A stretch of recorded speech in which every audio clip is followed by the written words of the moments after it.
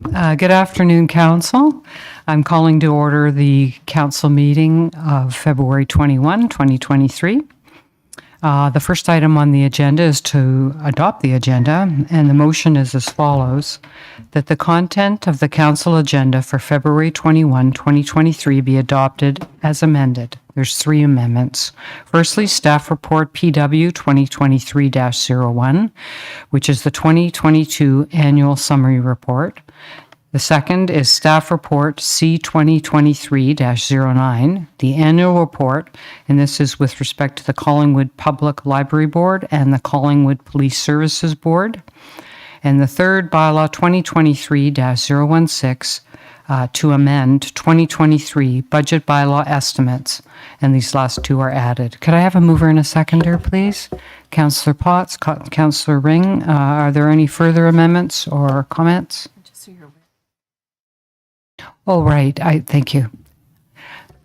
The clerk's just pointing out that Councillor Baines is on the screen. So any further amendments or comments on the agenda? Seeing none, all those in favor?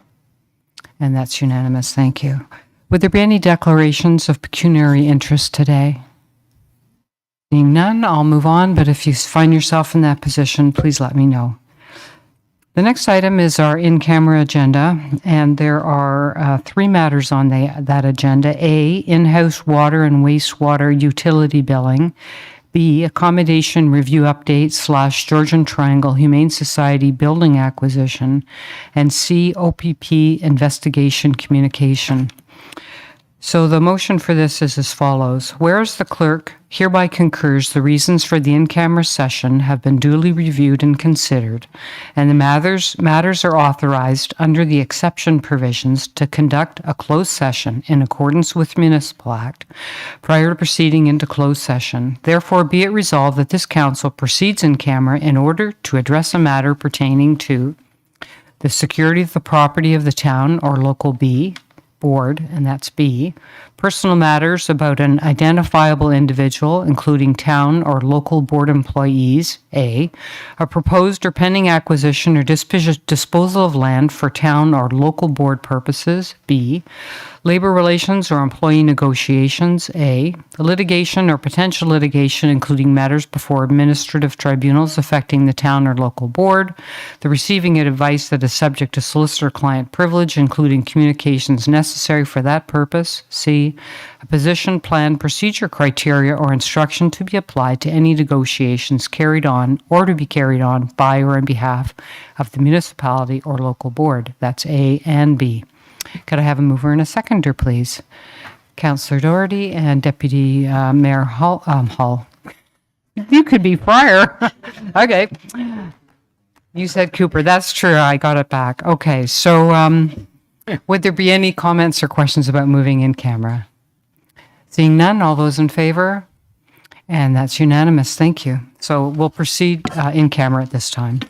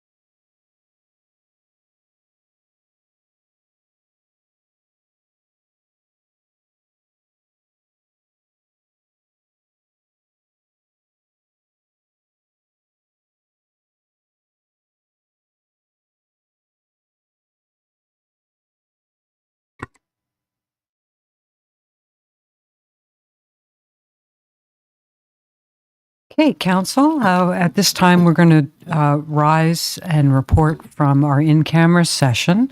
So could I have a motion, please, to rise from in-camera? Mover and a seconder, Deputy Mayor Fryer and Councillor Doherty. All those in favor? And that's unanimous. And I'll just note that Councillor Baines is on the screen this evening. Thank you. So there were two items I wanted to raise coming out of our in-camera meeting. The first one had to do with item 4.1, which is the in-house water and wastewater utility billing issue. And there was a motion that I'm going to read out.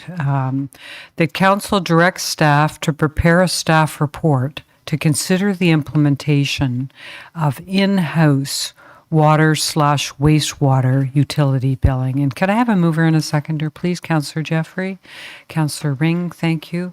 And for those members of the audience who aren't aware, currently EPCOR is providing the town's water and wastewater billing and collection services. So this motion is to ask staff to prepare a report on the implementation of doing it in-house. Okay, so we have a mover and a seconder. Any comments on this at this time or questions? All those in favor? And that's unanimous. Thank you.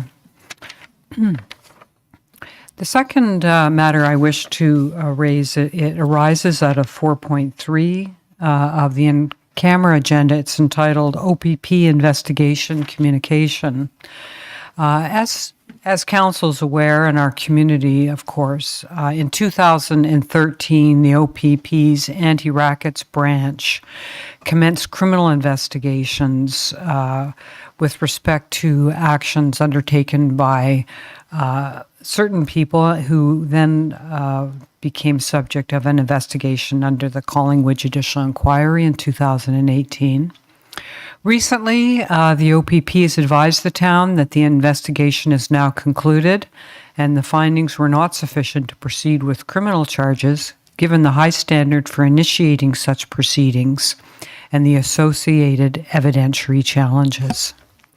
So with that in mind, I really wanted to say, coming out of in-camera, that there is a media press release that will be issued shortly, which is the town's statement on the OPP's conclusions. Okay, so on to the agenda for this evening.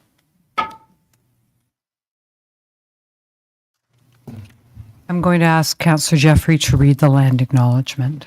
Thank you, Mayor Hamlin. For more than 15,000 years, the First Nations walked upon and cared for the lands we now call home. Anishinaabeg, Haudenosaunee, Ojibwe, and many others who were families, friends, and communities the way we are today. The town of Collingwood acknowledges the Lake Simcoe-Nottawasaga Treaty of 1818 and the relationship it establishes with the original inhabitants of Turtle Island. We acknowledge the reality of our shared history and the current contributions of Indigenous people within our community. We seek to continue empowering expressions of pride amongst all of the diverse stakeholders in this area. We seek to do better and to continue to recognize, learn, and grow in friendship and community nation to nation. Thank you. Now we're going to move for the adoption of the minutes, and the motion reads that the minutes of the council meeting held January 30th, 2023 be approved as presented. Could I have a mover and a seconder, please? Councillor Houston and Councillor Ring. Any amendments or questions with respect to this item? Seeing none, all those in favor? And that's unanimous. Thank you. Is there any business arising from the previous minutes? Seeing none, we're over to community announcements. So this evening, we'll start with Deputy Mayor Fryer. Thank you, Mayor Hamlin. I have a couple items. The first, I'm just going to make people aware there's still some detail to follow. We're all aware of the fact that McDonald's has run McHappy Day for a number of years in regards to raising funds for Ronald McDonald House. This year, the Collingwood McDonald's is going to actually add a McHappy Day fundraising dinner, and it's going to be on April the 15th at the Manitou Shrine Club. and it will be looking to raise substantially more, and besides what they raise on their day towards the funding of the home. So as I say, just an early shout out to the public that this is going to be coming up. It'll be a dinner and dance format. And Vince Schneider is the contact person, and I'll leave a phone number of 705-444-2157 if anyone's interested in getting information. And I expect that I'll have some more information to put forward in other community announcements going forward. The other item I was going to refer to was this past Friday, I had the opportunity to watch some extremely high-level squash exhibition when Gary Waite, former #1 Canadian and world champion player, played an exhibition fundraising match at the Movement Fitness. It was part of the fundraising efforts, partly on behalf of the 2023 Coldest Night of the Year campaign, which I'm going to leave to get further detail from Councillor Jeffery on. But I'm going to speak about the fact that the other beneficiary that night was Journey Home Hospice. And they're in Toronto, and Gary and his wife are major fundraisers and supporters of it. And Journey Home is an amazing initiative. It's the only hospice in Canada for the homeless. And it's been in operation since 2018. It's just now going to expand a satellite hospice to the Windsor area. So if anyone wanted to find out more about this hospice, they can visit the homepage journeyhomehospice.ca. And I'm just going to have a final shout out to the organizers of the event, Peter Burgess and Alan McCauley of our Frames and Edges team, for the Coldest Night of the Year walk and their fundraising efforts. So those are the two I have. Thank you. Councillor Jeffery. Thank you very much, Mayor Hamlin. I would indeed begin with the Coldest Night of the Year. Our walk is this Saturday, February 25th, beginning at 5 o'clock. And still lots of time to sponsor the amazing members of the Collingwood Council Challengers team. And anyway, and I know a lot of our other council members are walking with other teams as well. I think we're extremely well represented in this event. But anything you can do to help out, to assist the vulnerable youth in our community, we'd certainly appreciate it as a team. And then just secondly, to confirm that I have completed my declaration of office with the County of Simcoe as an alternate councillor. And the deputy clerk did ask me to give him lots of notice if I was going to attend a meeting. And I said, well, that would require me extending a note of appreciation to the mayor and or the deputy mayor to give me lots of notice if they're unable to attend. So thank you. Councillor Doherty. Thank you, Mayor. The members of the public may note that all members of council are wearing some color of pink today, and that is to honor Pink Shirt Day, which is actually tomorrow, February 22nd, and it represents a national anti-bullying campaign, and it is a movement that has really come to resonate with everyone, and in particular our young people, and thank goodness for that. And as we talk about anti-bullying today, and also the coldest night of the year, I think we can say that it's ironic that this week we will also see the first anniversary of the Russian invasion of Ukraine, and all the hardship that that has caused for the people of Ukraine. Thank you. Thank you. Councillor Houston? Councillor Doherty already touched on one of the things I wanted to bring up, and that was that tomorrow was Anti-Bullying Day, and how important that is to recognize. Having been the recipient of bullying in my childhood, I do recognize the importance of feeling supported and safe, to being able to talk about it. And even talking about witnessing bullying that you see. And while this is only a single day that we're recognizing it, I think it's important the youth know that they're supported all year long. Thank you. Councillor Ring? Potts. I'm wearing a name tag. Go ahead, son. Councillor Potts. Oh, you have one. Thank you. I have a really exciting initiative in the community. Approximately 3 weeks ago, I was invited out to meet with a group of residents. Councillor Ring attended with me, and it was to meet with a group to discuss the growing concern of the unhoused population in Collingwood. Through this meeting, I discovered the passion for the group and that more could be done.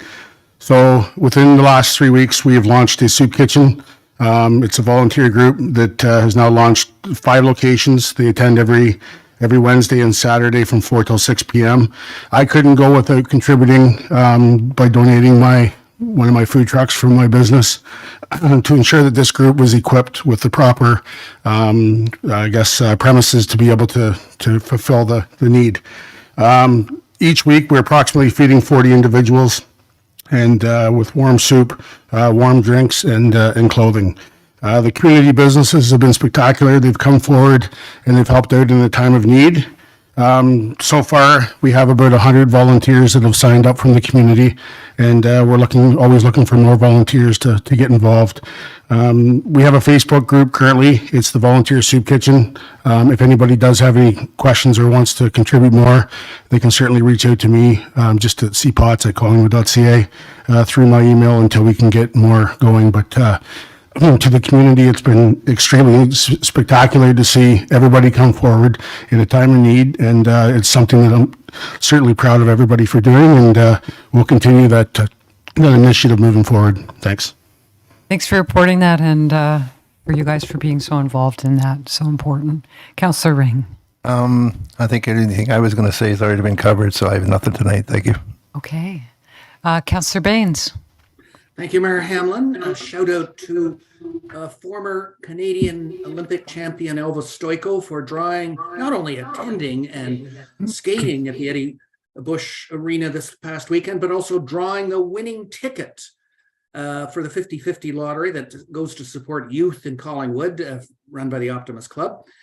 We gave out over $2,000 this past weekend, the biggest awards we've ever given out yet. And in addition, $2,000 to the Collingwood Figure Skating Club, which results from the largesse, if you will, from all the fans attending Blues games. And I'd also like to challenge all other service club members in Collingwood to match or beat the Collingwood Strollers on Saturday night in the coldest night of the year walk. Thank you. Thank you very much. Councillor Perry. Thank you, Mayor Hamlin. At the Collingwood Library, in recognition of Black History Month, Janie Cooper Wilson will be doing a presentation entitled "That Takes the Cake." She will discuss how slaves and descendants of slaves utilized a subtle and unexpected method of resistance to racism that has transcended the generations to play an integral role in modern society. This is an in-person event taking place this Thursday, February 23rd at 2 p.m. You can register on the library website, collingwoodpubliclibrary.ca, or phone the library at 705-445-1571 for assistance. Also at the library, the current art exhibit, Collingwood Past, Present, and in a Dream by Steve Millman, pardon me, is only on display for another week. If you have not had a chance to see the display of local talent, we encourage you to stop by the library to see these unique renderings of Collingwood. And finally, I'd like to recognize Rad Whitehead, who passed away last week on February 15th after a long illness. For those not familiar with him, Rad was a devoted advocate of trail development. Many years ago, he was heavily involved with the creation of the trails in Simcoe County. Rad was also on the board at Huronia Trails and Greenway, was a charter member of the Collingwood Trails Committee, as well as a lifelong supporter, advisor, and donor to our amazing Collingwood Trail system, and was a vital contributor to their upkeep and expansion. He will greatly be missed. Thank you. Thank you. There's 2 parts to my community announcements tonight. The first one is about 2 opportunities for our public to let their views known through our Engage Collingwood page on the town website. And they're both open till February the 24th. The one survey is to gather feedback on the downtown patio and retail display program. As we all know, our sidewalks have been used for 10 years for patios and retail merchandise, and our staff's reviewing what should our future look like and is looking for community input on that. The other is town seeking feedback from community members to help guide our pollinator protection plan, which is part of our commitment when we applied and became a bee city. And then I thought you might just be interested to know what the mayor's going to do this weekend. I thought these are public announcements. Okay, 11 o'clock Saturday morning, I'm going to have some welcoming greetings on behalf of our town for the 5th annual 24-hour Blue Mountain event. And that event will be, and I'll just read from the website here, exhilarating outdoor thrills, warm music, great food, good spirits, participant perks and prizes, and there'll be relays going on by skiers, ski teams, and snowboard teams as well. And all the funds raised from this will go to support our own Collingwood Hospital, as well as the Special Olympics. And then, of course, many of us, or probably all of us, will be at the coldest night of the year, and I'll give some greetings on behalf of our town at 5 o'clock. And then, for those who are also paying attention, I'm going to run over to the arena because there are good things happening at the arena on Saturday night. And let me see if I have my notes here. Yes, it's the Collingwood Blues Hockey Battles Cancer event and fundraiser. This has become an annual event, and a town employee who is currently battling cancer, and the Blues have chosen to support them in their battle during this event. There's going to be a silent auction. There's going to be giveaways. There'll be gift baskets and all kinds of things going on. And Mayor Measures from Clearview, who of course is currently battling cancer, and myself, who is a cancer survivor, we've been asked to drop the puck at center ice. And then, if you're still interested, on Sunday, there's going to be a really fun thing happening. The Collingwood Circus School is moving from its current location, which is about 800 square feet, to about 5,000 square feet or more. And they're having a special grand opening with free mini shows. You get to see the kids do their performing acts, get a sneak peek at what the circus school has to do. There's free workshops, and it all gets underway at opening the doors at noon with the ribbon cutting ceremony. That's me. Okay. And I guess maybe some counselor coming at 12:30. So this is on Sunday, and I urge you to have a look at their website to get more details. It's the Collingwood Circus School. So those are community announcements. And next up are deputations, and it's all about heritage tonight. So first of all, about the Heritage Week and awards from the Collingwood Heritage Committee, who will be presenting a deputation on that this evening. Right. Good evening, Mr. Jeffries. Thank you very much. What a great night to be able to celebrate Heritage Week, and lots of great announcements.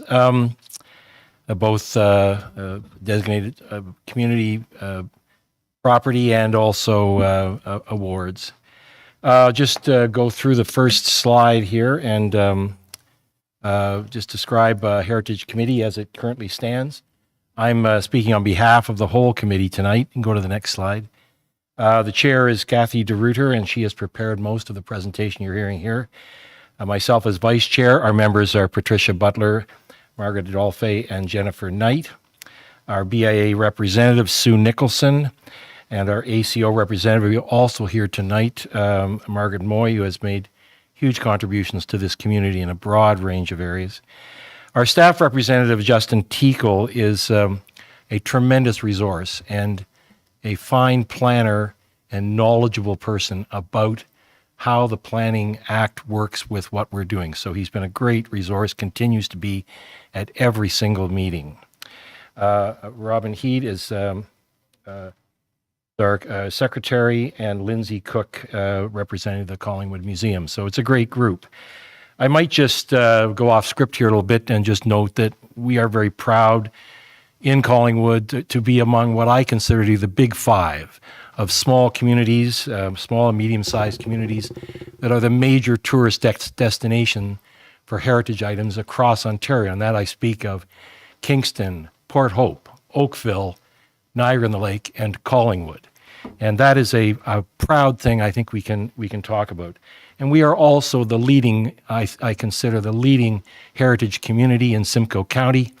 And we represent this northern piece as we connect in with the great heritage downtown trail that starts from Owen Sound down through Meaford, Thornbury, Clarksburg, and ending here at Collingwood as the center of major activity for heritage items. I might also just note that we always start off with the land acknowledgement, and let's remember that that is part of our heritage. And in fact, I'm really proud that Collingwood is a town that was one of the first to have up on its town plaques the actual native heritage there. Our history with the Wendat and how that history and how they populated this area. I'm very proud about that aspect of it. And let's remember that our heritage is a continuum that continues on. As far as the community history here with heritage, the LACAC, which was a local architectural conservancy advisory committees, were set up by the province, and they began here in the 1970s. And this is our was the organization that predates our current heritage committee. LACAC has designated many significant specific buildings here. Our first, approximately a little over 40 years ago, in 1980, what is now the National Ski Academy. And we've gone on, many of the property owners of these properties have been a huge contributors to the heritage character of Collingwood. The Heritage Act updated and changed the name of the Collingwood to the Collingwood Heritage Committee, and the Collingwood Downtown Heritage Conservation District was established 20 years ago in 2003 to protect the unique character of Collingwood's downtown. Next slide. The Ontario Ministry of Heritage, Sport, Tourism and Cultural Industries now how committees and councils can work together. Volunteers who serve as a heritage committee are directly involved in making decisions that affect their community. The committees are not, however, autonomous. They're established by municipal bylaw and can only exercise their authority granted to them by council. All final decisions rest with council. So it's important to note that the Heritage Committee bases their recommendations for the properties on the in the district on the Collingwood Downtown Conservation District Plan that was initially established in 2003 and then revised in 2008. And it is a unique document. It's 86 pages long and is written not in somewhat paragraph form. It makes very specific directives as to how we are to conduct ourselves with particular buildings. There's additional committee member involvement in a broad range of items, and this includes our walking tours, communications strategy, and we had a meeting today that went through advancements in our communications strategy that will really revitalize a lot of that to handheld communication devices. We present heritage awards. We are involved in Doors Open, as I discussed at our last presentation. And we act as an advisory role on other committees such as accessibility and BIA initiatives. We're hoping to work with staff on upcoming projects such as the terminals building. We might just review here the specific items that we work with under the Ontario Heritage Act and go to the next slide.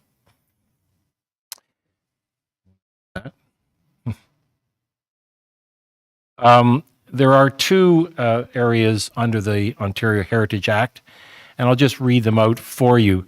Part 4 designations, and these are the ones that many individual residents may be aware of.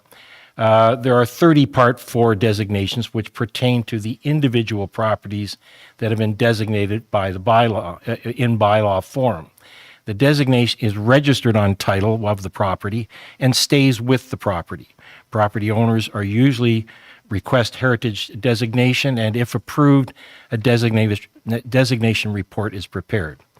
And we're happy to have 2 of those new designations which we'll present tonight. And by the way, those designations normally, when the report is prepared, look at specific architectural character elements within the building or its overall history to determine what is critical about preserving that particular building or elements of that building. Part 5 of the Ontario Heritage Act deals with overall heritage districts.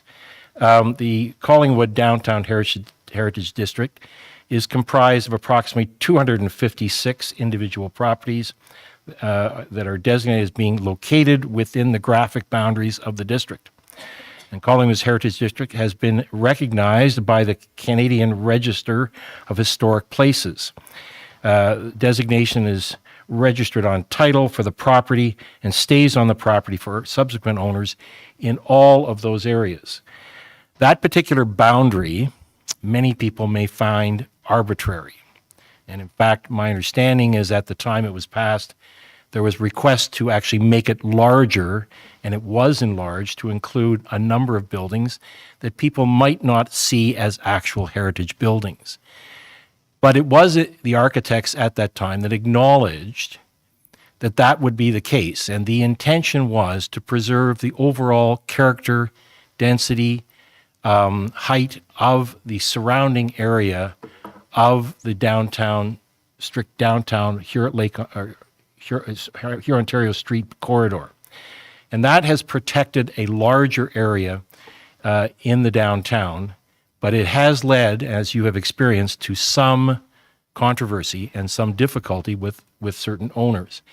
It's one of our communications initiatives will be to deal with realtors when they are dealing with properties in the downtown to ensure that people understand both the advantages, tax advantages, grant systems, various things that are available, and also the obligations on property owners in that area. So next slide.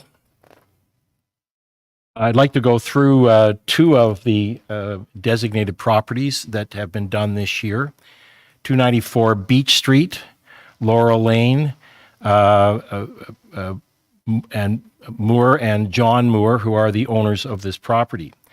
It was built in 1884. It's a Gothic Revival style cottage that is representative example of housing built for the middle income households in Collingwood in the 1880s and is likely an example of the workmanship of James Fowler, an English-trained mason and bricklayer. These small Gothic Revival homes are there are many examples of them both within Collingwood and in many other communities. They are a really unique element that's found in Ontario and not in many other communities around the world. And so they do represent not just a cultural aspect for Collingwood, but for a much larger area that a cultural heritage across the province. The next one is really important with this being Black History Month. Might also note that Collingwood has a very significant, along with other areas up through Grey Bruce, a Black history in this community. And some of it is really outstanding. Some of it we can be proud of it, but some of it we may not be proud of. There are many negative things that have occurred in this community related to the Black community over many, many decades, but I think we are changing the corner in many ways across all areas, and this church is one example of the kind of celebration that we should be doing. 310 7th Street Heritage Community Church is a significant landmark for direct descendants of freemen, freed women, freedom seekers, and the enslaved and fugitives who established a flourishing black settlement in Collingwood, also as a northern terminus for the Underground Railroad. The church was built in 1976 with an addition in 2018. I'd like to go to the next slide now and talk about the financial incentives for heritage property owners. We have two major avenues that we work with. One is a grant system and one is a tax relief system, of which there are two components. The annual program to assist property owners with a specific restoration or reconstruction projects, and in 2022, 11 property owners were approved for financial assistance.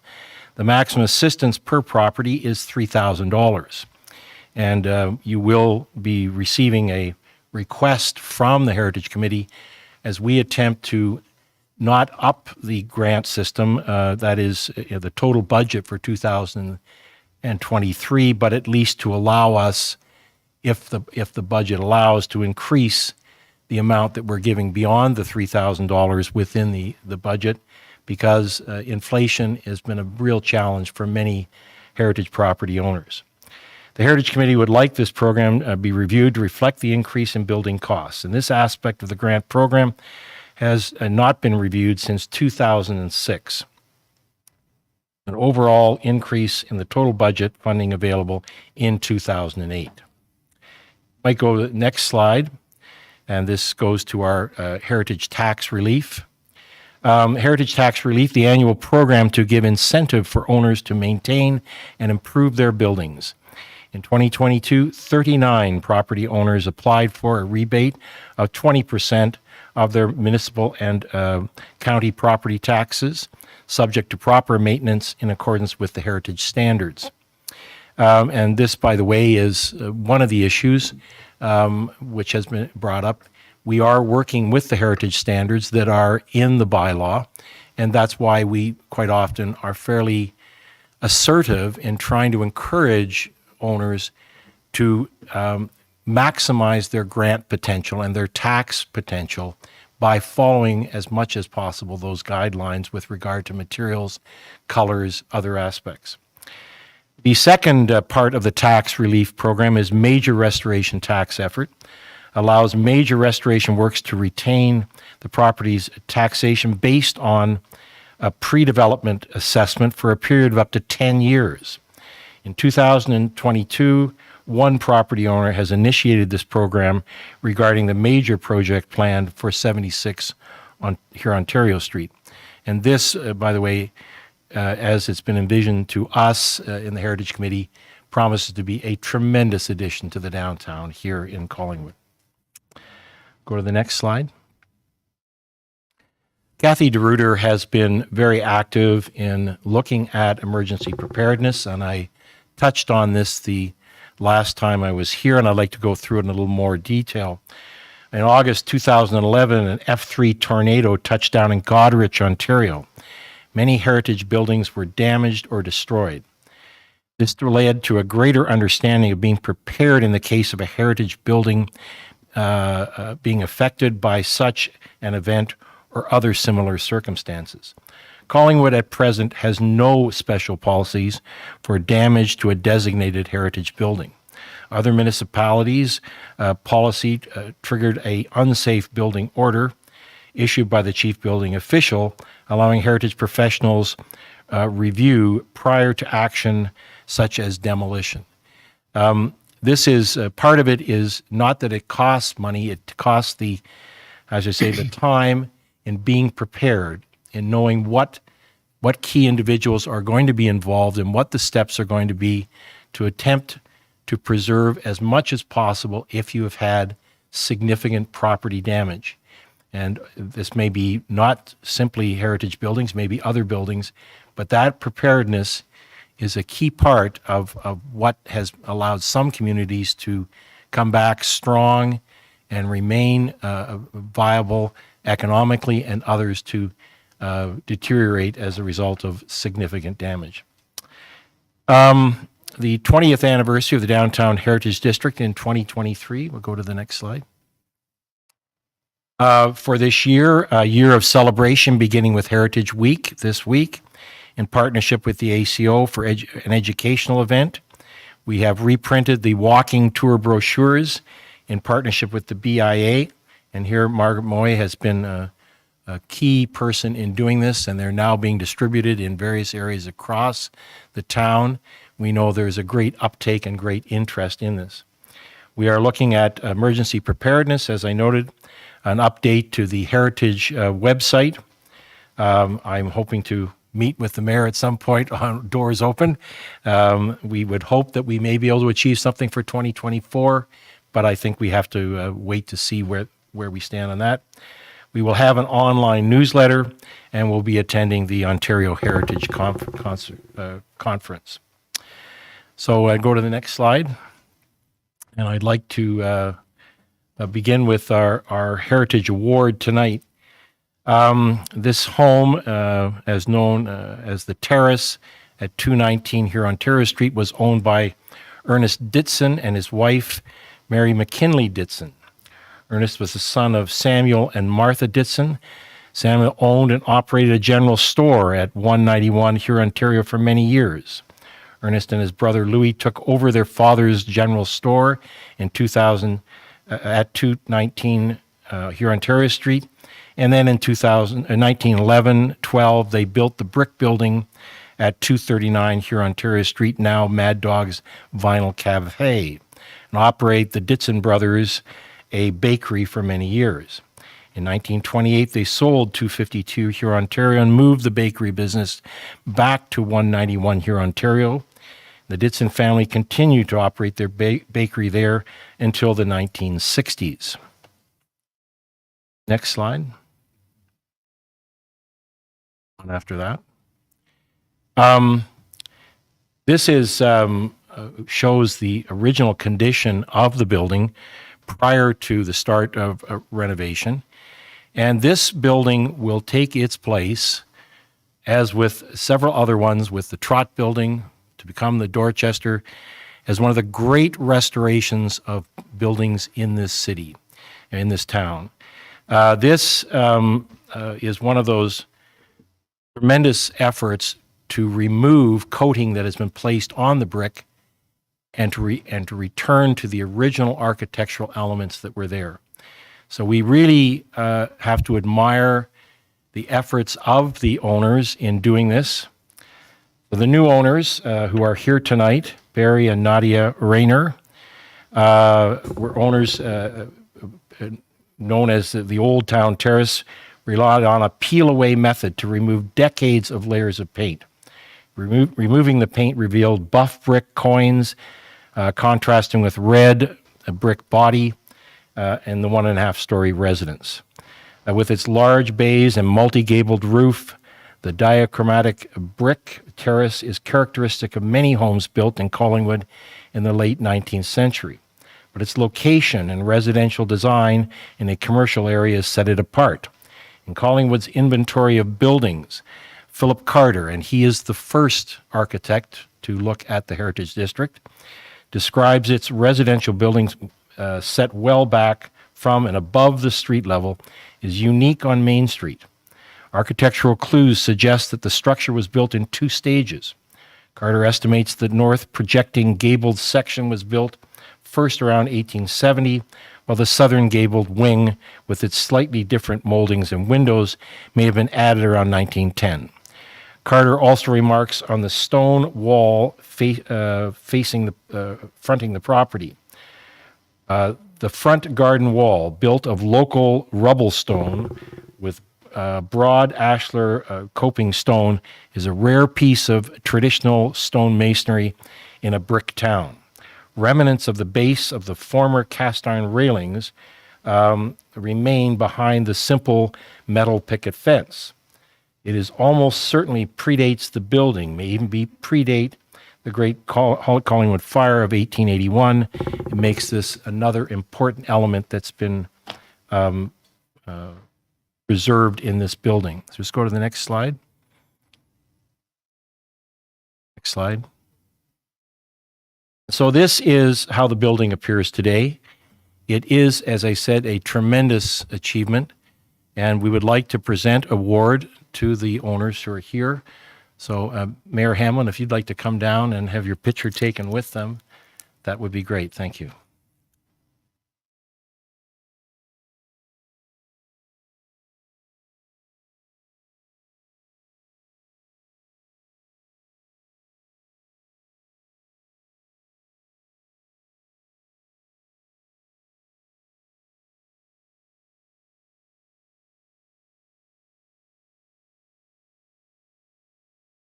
They get to stand in the frame. We get to stand in the frame.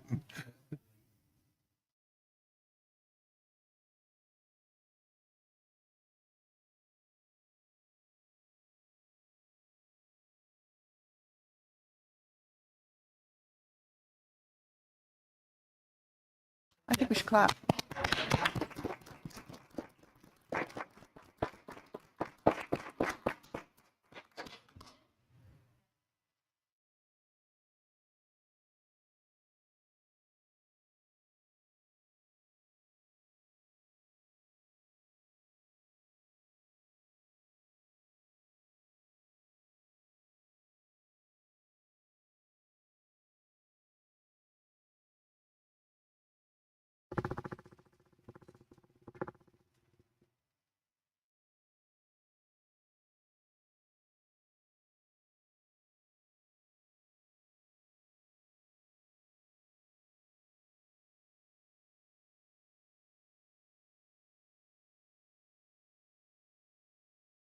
Thank you very much.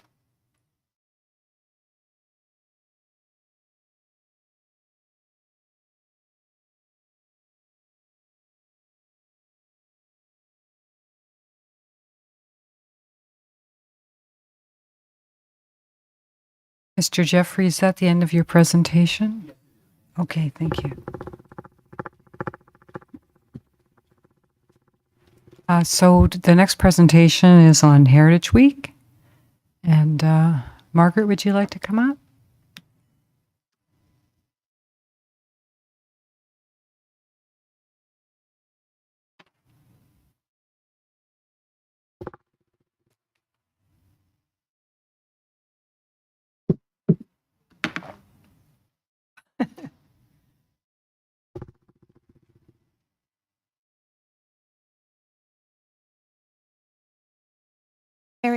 Excuse me, Mayor Hamlin, Deputy Mayor Pryor, council members, staff, and community.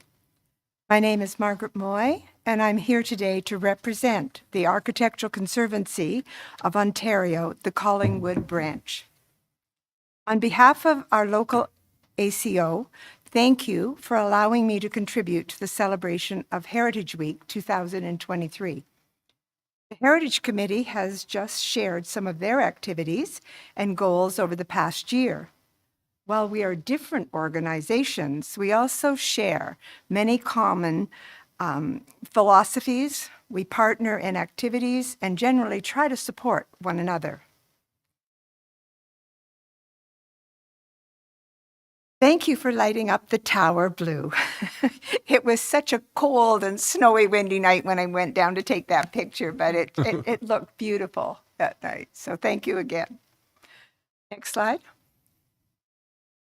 The Architectural Conservancy is the largest voice for heritage in Ontario.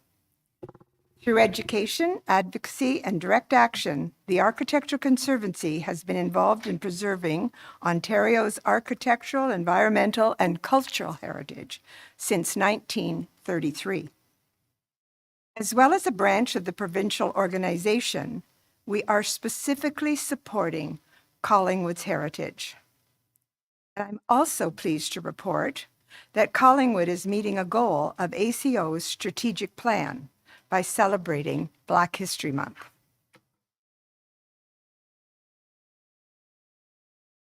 We currently have 17 branches throughout Ontario. We have been a Collingwood branch since 2007. ACO is the lead non-governmental organization on built and cultural heritage.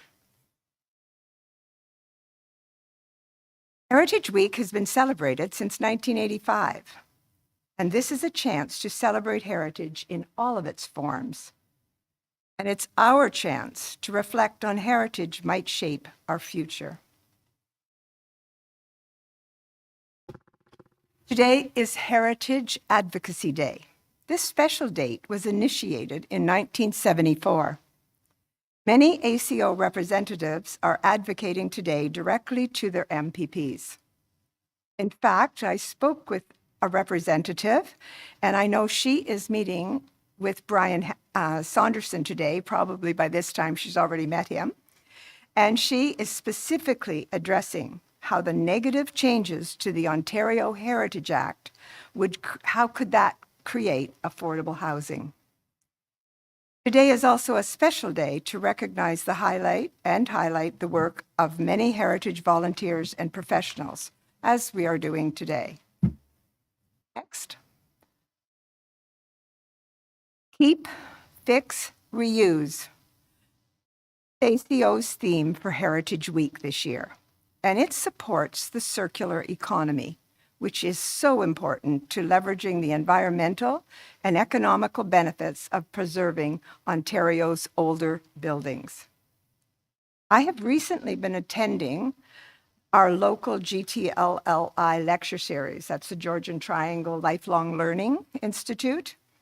And their theme for the last 6 weeks has been on the circular economy and the environmental and economical benefits of preserving our heritage buildings is very evident.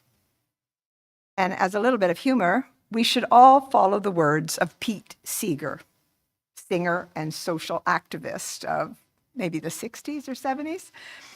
If it can't be reduced, reused, repaired, rebuilt, refurbished, refinished, resold, recycled, or composted, then it should be restricted, redesigned, or removed from production. I'm dating myself. Next.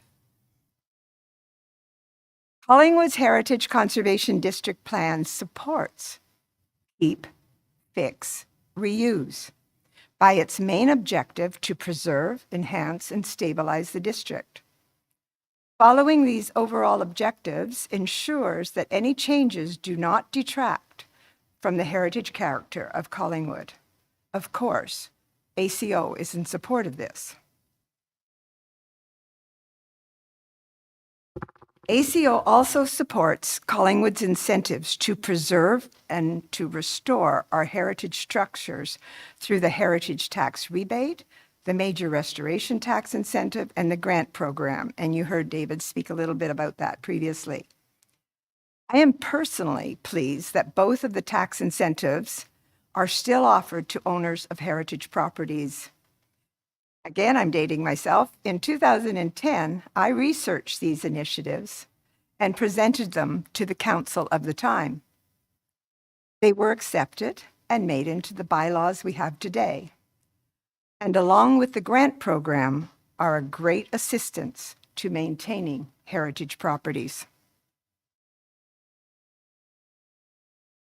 You can see on the screen positive examples of Collingwood's restoration and adaptive reuse. Adaptive reuse of older buildings not only supports ACO's Keep, Fix, Reuse theme, but also can provide additional living space.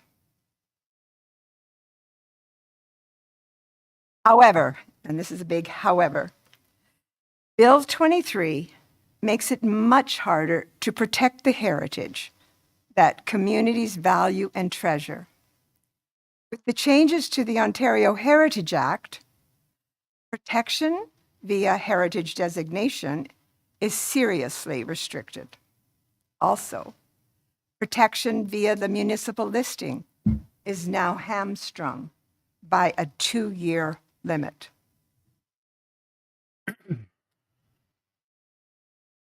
Again, you can see by the slide the number of groups in Collingwood that support heritage. If you look at all those, you can't help but notice that there is strength in numbers. when we all work together to protect and preserve our heritage. Hope I've got all the symbols in there.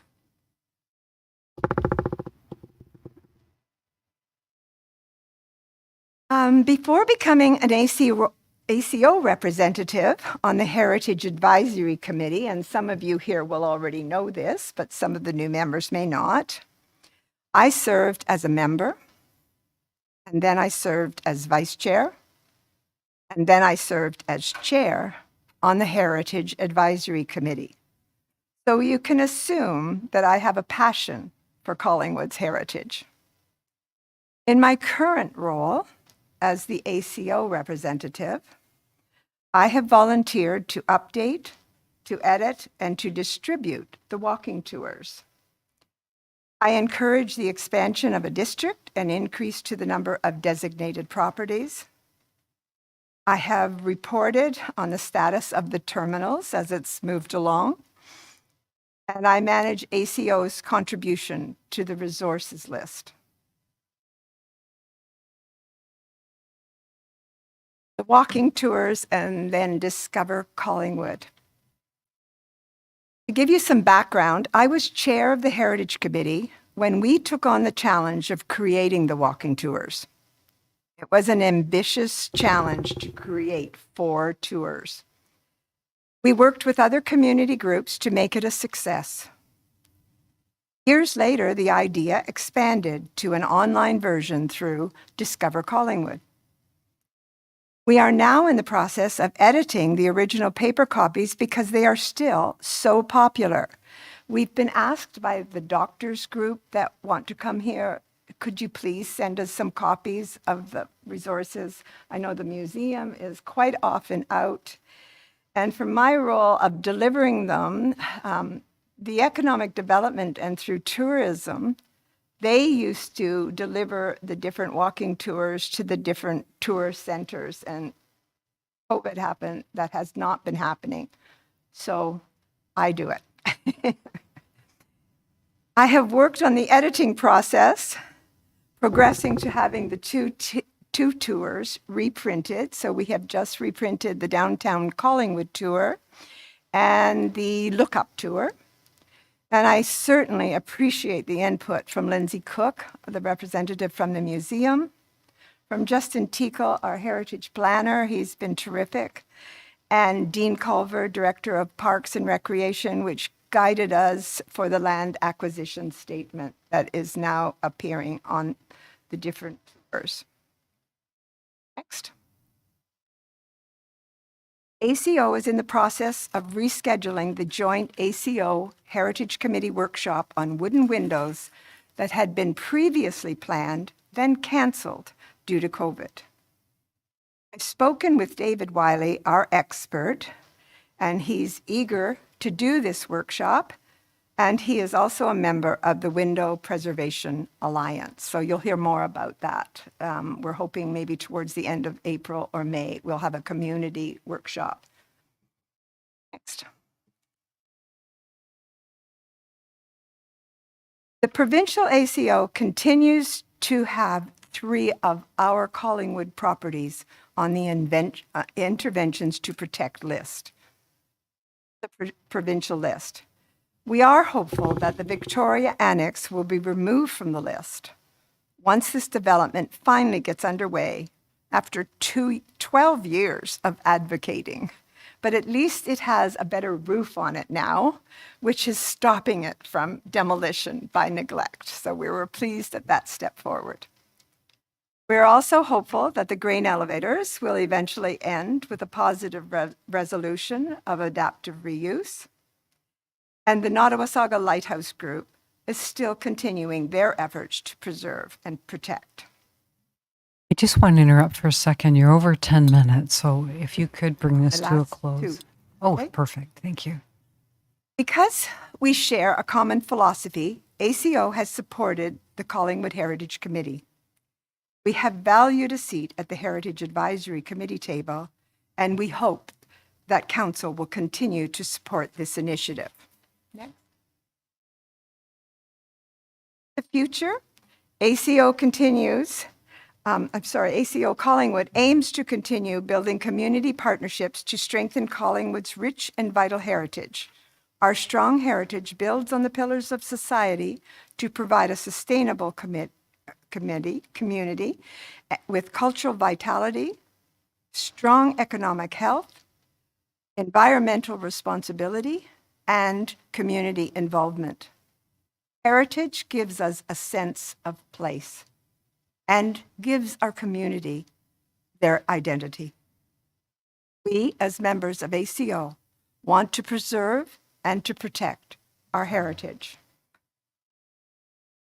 And in closing, thank you for listening to ACO's presentation in celebration of Heritage Week 2023. Thank you. Thank you so much for coming and sharing that with us.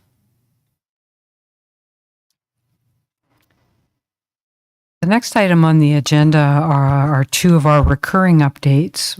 We're going to hear from CEO Skinner on both of them. The first one is the update on water capacity and the land use planning study. And the second is on the Poplar Health and Wellness Village MZO update. Thank you, Your Worship.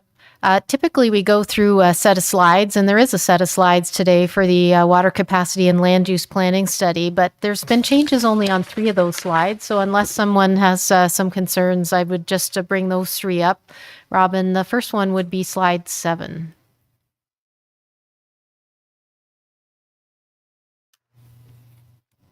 The full set of slides will be posted per normal. The other slides haven't changed from the last update.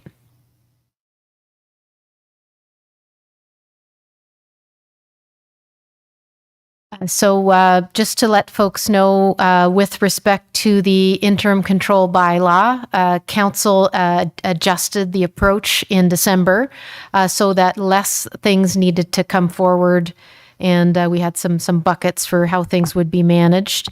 The next decision point on that is February 27th, the next council meeting, and it will be a decision point on minor developments for the short-term exemption program. So stay tuned for next week. There'll be exciting decisions posed to council for them to make. On slide 10, please. Quite a bit of work on the plant water capacity update. And I think that's slide 11, the one before that, please. Thank you. So Collingwood and New Tecumseth at the senior staff level have started meeting to discuss the terms of reference for the water committee. There's a committee that looks at how the agreement with New Tecumseth will work over time. It includes things like reports back to council and how operational items will be managed. So that's underway. We did have a 1-year commitment in the agreement endorsed by council, the last terms council, to report back and make sure those terms of reference were acceptable to both councils. We have also continued conversations with the town of the Blue Mountains. They're potentially a large bulk purchaser for the expanded water plant and potentially a contributor as well. So they had asked the town formally with a letter to council to wait until they had done some environmental assessment and other work that they're now closing in on completing. So we want to make sure that we're prepared for how the town of Blue Mountains would like to move forward. There's one note here that's important, and I just wanted to put it on council's radar with respect to the plant expansion. I'm starting to get some emerging concerns with respect to the early 2026 delivery that we have worked very, very hard to achieve. Some of this we won't be able to talk more about until we actually have the bids and the proposed schedules from the contractors the contractor that will ultimately be the prime to deliver the work. There'll be a bit more on this next week, but I wanted to just put it on the radar because on the March 2023 agendas cycle for council, we'll be talking about the remaining water and which years council would like to allocate it and how much, for example, would be allocated in the remainder of 23, 24, 25, et cetera. So that's some of the thinking that council will need to be aware of. And as well, there's a motion later in the agenda today that I would talk about at the time, but just looking at other levels of government for funding of the the water treatment expansion.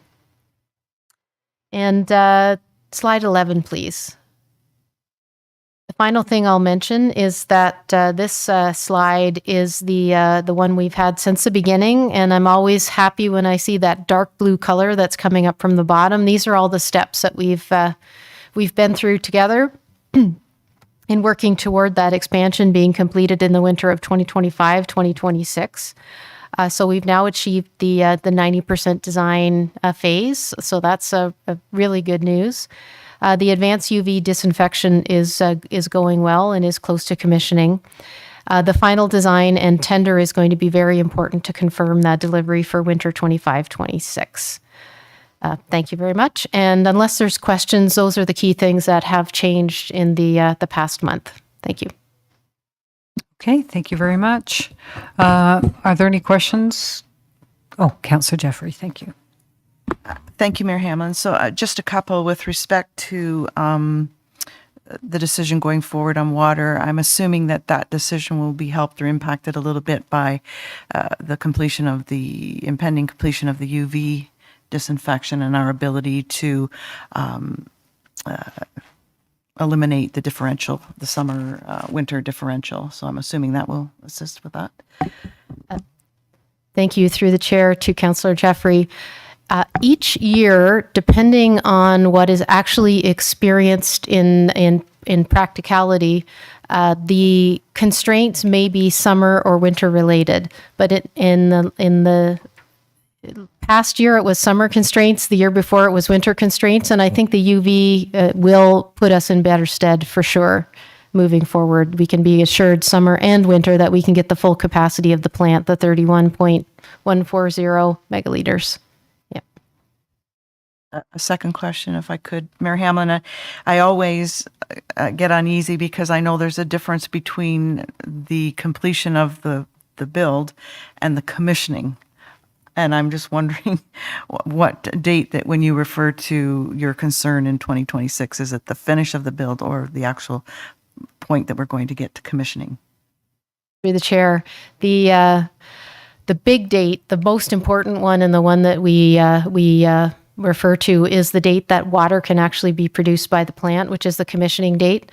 And there will be some construction that will continue beyond the commissioning date as they clean up the site and do other things to make, well, to council.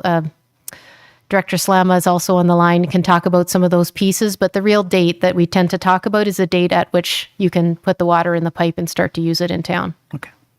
Thank you. Yes, Deputy Mayor Fryer. Thank you, Mayor Hamlin. And I am very interested in when we do have our discussions about the water capacity and planning for allocation. And I just want to verify, you expect that to come in March to an SIC meeting or to a DNO meeting? I'm just trying to make sure I have my dates straight. Thank you. Go ahead. I think that I may need to ask the clerk that question about, I can't recall if we're on the schedule for the water updates and the SDUs available in the coming year for development and operations or SIC? Development and operations. That confirms the date then for me. That's great. Thank you. Any other questions? Okay, thank you for those updates.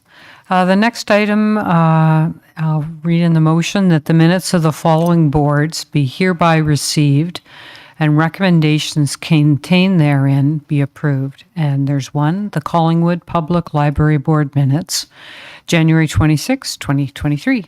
Could I have a mover and a seconder, please? Councillor Perry, Councillor Potts, any discussion or questions? Seeing none, all those in favor? That's unanimous. Thank you.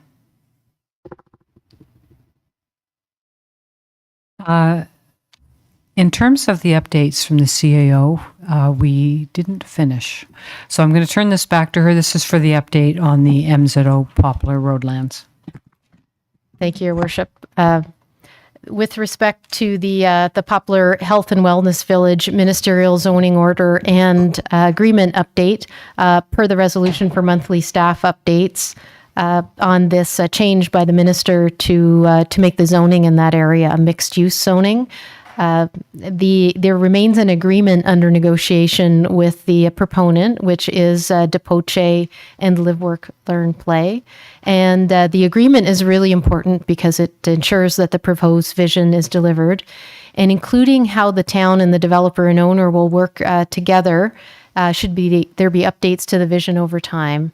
And if anyone doesn't know, this is the area that's proposed to be potentially a site for a new hospital, and also the broader health and wellness village.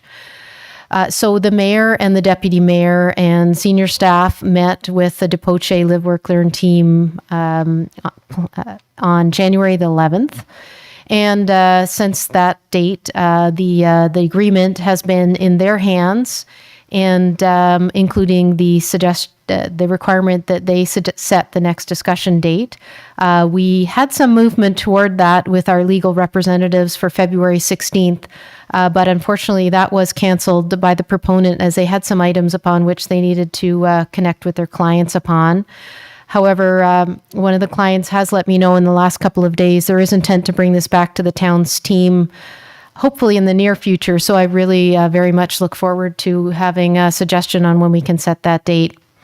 The team and the town remains encouraged by this vision for the Poplar Health and Wellness Village, and how it could potentially complement a new hospital, provide innovative jobs, community spaces, and more. So thank you. Thank you. Deputy Mayor? I'm just going to touch on, because as the CEO pointed out, the hospital is possibly part of the issue. And I was going to say that I had an opportunity, Mayor Hamlin representing you, when the mayors of Town of Blue Mountains and Clearview and Wasaga participated with the hospital in an update, and the CEO was part of that. And we had the opportunity to give them an update as well. So they're part of the loop in our explanation as to how things are proceeding. So just want to make sure we mentioned that. Thank you. Thank you. Any other questions? Okay, seeing none, thank you. The next item is with respect to our Corporate and Community Services Standing Committee report. So I'll read out the recommendation as approved then, that Council receive the Corporate and Community Services Standing Committee report from its meeting held February 6, 2023, and hereby approve the recommendations contained within the report as presented. And there are two. C 2023-03 Annual Board Committee Report, and this is to deal with accessibility, museum, trails, and the BIA, and the recommendation was to receive the report. And secondly, C 2023-06 2023 Collingwood Code of Conduct for Employees, and the recommendation to approve the Town of Collingwood Code of Conduct for Employees. Could I have a mover and a seconder, please? Deputy Mayor Fryer, Councillor Ring. I do want to speak to the second item, which is the Code of Conduct for Employees. So I'll sever that out. And so with respect to the other item, the Annual Board Committee Reports, would there be any questions or comments? Seeing none, all those in favor? That's unanimous. And I'll turn this over to you, Deputy Mayor. Thank you, Mayor Hamlin. And so we will ask if you would like to speak first, or I would. Thank you. Okay, go ahead. So this is an excellent code of conduct for our employees. And I have become aware through all my reading that I'm sure many of us have done over the John Tory affair that some municipalities have in their employee code of conduct a clause that prohibits romantic relationships between parties where one person is reporting to the other. And so I have raised this with our clerk and CAO, and wanted to propose that we return this back to staff so they could give some further thought. I know that our clerk has come up with some words today, but there's more than she just felt comfortable reading in. And so that this, my ask is to return this to staff to add that provision, and then it would come back to us included in a more full, a code of conduct that would include it. Thank you, Mayor Hamlin. And maybe I'll just clarify with the clerk, is this considered a deferral then that we wouldn't have to take a vote on, or? Certainly. Thank you, Deputy Mayor Fryer. So this would be a referral and it would require a motion. So, you're putting the motion forward. Do you have a seconder? Councillor Jeffery. And I will, we've heard, I don't think I have to read anything in, so I'll just ask right now if anybody would like to speak to it. Councillor Jeffery, go ahead. Thank you. Just to add, and I apologize if this was answered within that meeting, which I was unable to attend. In terms of the JI recommendations, in my mind was the collusion between CAO and senior staff, and/or between senior staff and senior staff, or how. There's only so many things you can do. I understand that, but I was wondering if the CAO, through you, Deputy Mayor, would have a comment on any of the recommendations that would help to prevent that going forward. One might be the whistleblower in terms of other members being able to, have no fear of bringing their concerns forward. But I'm not sure if there was anything else that would address that. CAO? Thank you, Your Worship. I could probably read it one more time and do an even better answer, but I think the whistleblower policy, which stands alone but complements the one that's up for decision this evening, is very important. The whistleblower provision allows people to blow the whistle, so to articulate any concerns that they have, and to also do it anonymously if they wish. So there's provisions that you can choose to whom you would go.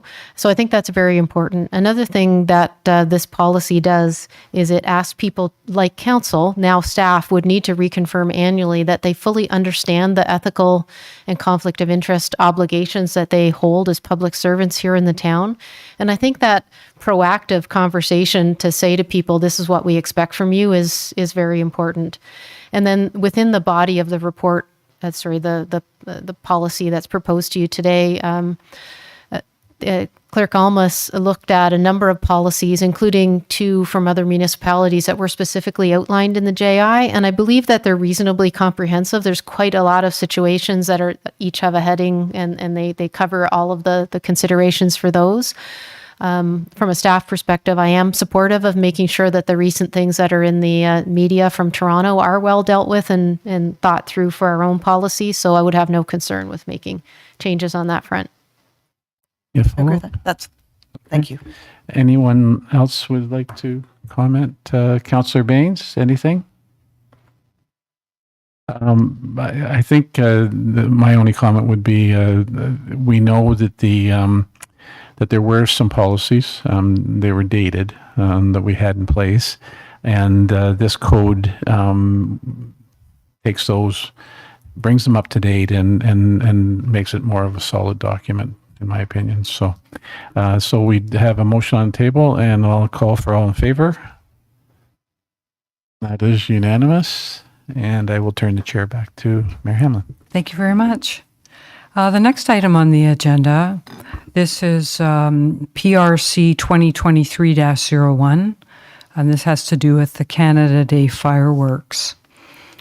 So the motion was that Council herein receives staff report PRC 2023-01, Canada Day fireworks, community feedback results and next steps, and that Council, based on the results of community feedback, continues to support hosting fireworks on Canada Day, and further that Council continues to support proceeding with traditional fireworks, subject to the successful results of a fireworks display service provider, RFP, including feasibility and availability, and further that should the fireworks RFP be unsuccessful, that Council reallocate funds for the fireworks display to expand other activities in celebration of Canada Day, as suggested in the community feedback responses.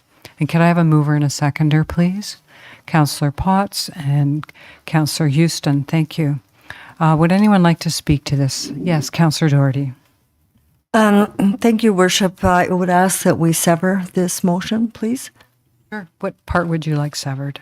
So obviously I will receive, but the sections which allude to supporting hosting fireworks and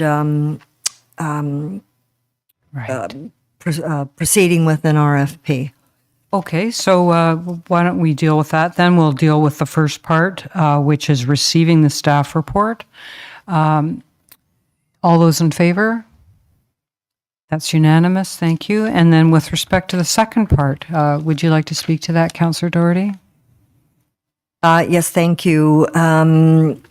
Notwithstanding the fact that the public were generally supportive of traditional fireworks and staff recommendation is to move forward, I still maintain that there is the real possibility of harm being inflicted to persons, animals, or the environment, and therefore I would not support the continuation of traditional fireworks. Thank you. Would anyone else like to speak to it? I find this really a hard one, and I'll just say I love fireworks. I have to confess, I love going and watching them. But you know, the last time I attended the Canada Day celebration, I was on the main street, and I was walking, and this dog came racing at 200 miles an hour down the sidewalk past me and my family, and down a side street, and it was so frightened. I felt sorry for it. And I know other animals and people on my street who have PTSD and other things like this. These are issues. It's a really hard one for me. But for tonight, I'm going to side with Councillor Doherty. Thank you. Okay. Anyone else want to make a comment or no? Okay. All in favor of the recommendation? 1, 2, 3, 4, 5, 6, and 7. Okay. And those opposed? Okay, that passes. Thank you. Okay, the next item is this is from the Strategic Initiative Standing Committee. The Council received the Strategic Initiative Standing Committee report from its meeting held February 6, 2023, and hereby approve the recommendations contained within the report as presented. The first one, this is the recommendation to support the NVCA 2023 draft budget. The second one is the motion to support the Township of Petrolia and the recommendation for council to support a motion requesting compensation for conducting school board elections. The third one, this is receiving the annual report from the Affordable Housing Task Force for information. The next one is the Rapid Additional Dwelling Unit, which is ADU deployment pilot project and next steps, and the recommendation to approve up to $217,572.40 from the Affordable Housing Reserve to fund the program. The next one is C2023-05, regulatory options for short-term accommodations. And the recommendation is to receive the report and direct staff to prepare a follow-up staff report no later than May 2023, including potential next steps, draft bylaws and framework governing short-term accommodations, and seek further public consultation. And the next one is the operational plan accomplishments and the 2023 year start operational plan. The recommendation is to receive the report and have staff report back to council on previous resolutions that have not started or been incorporated into other initiatives for reconsideration by the next quarter status update in May 2023.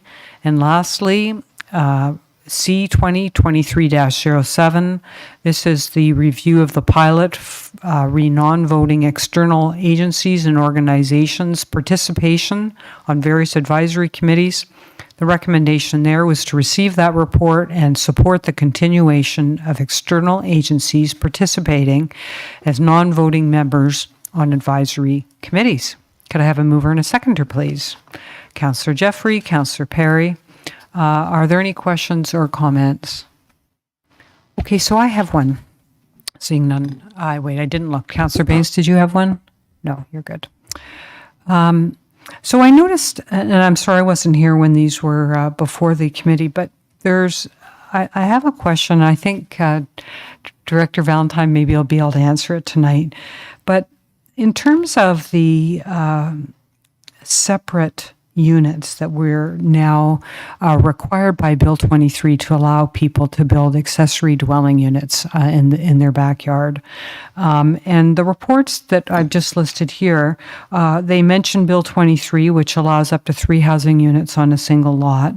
And then the staff report on rapid ADUs mentions that they hope to mitigate the possible unintended consequence of these units being used for short-term accommodation. And so they have a proposal outlined there as part of their report that there be restrictions around those units. And then, of course, there's the STA staff report, and option A suggested that we permit accessory units where the principal residence where the principal residence is occupied by the property owner. So in other words, that we would be looking at the option of using these accessory units as STAs.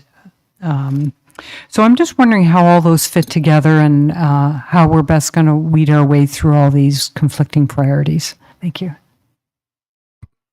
Thank you, Madam Chair. And through you, I can take a stab at it on behalf of the wider staff group that's been working on both of these proposals. I think the key that staff would underscore is balance. You see before you a short-term accommodations report that does indicate that there are benefits to regulation of short-term accommodations, and at the same time, a rapid ADU deployment program that would be looking to reserve as many accessory dwelling units as possible for long-term affordable rentals. So how do we marry the two of those together? So we do have some tools if it is council's desire to move forward with regulations of short-term accommodations to achieve that balance. And some examples that we've been looking at is putting a cap on the number of licenses for short-term accommodations, for example, within our community. We've also looked at restricting the number of short-term accommodations per property. So as you mentioned, Bill 23 allows up to 2 accessory dwelling units per property. Perhaps only one of those could be used for a short-term accommodation, which would leave the other available for long-term rentals. And lastly, we can also look at the type of residential dwellings that would be appropriate for short-term rentals. So they could be permitted in single families, multifamily dwellings, or any combination thereof. And if we restrict the dwelling types that could accommodate short-term accommodations, then that would again leave some options open for long-term rentals. So we do think that there is a possibility for balance, and we would also lean on the excellent advice provided by the Affordable Housing Task Force that they do support staff's efforts to balance the two desires within our community, and have also acknowledged that the availability of short-term rentals as an option for certain homeowners was highlighted as an affordability issue itself. So if folks are using their short-term accommodations potentially to supplement their income, which would allow them to afford their mortgage, to afford maintenance on their house, and would allow them to stay in their home.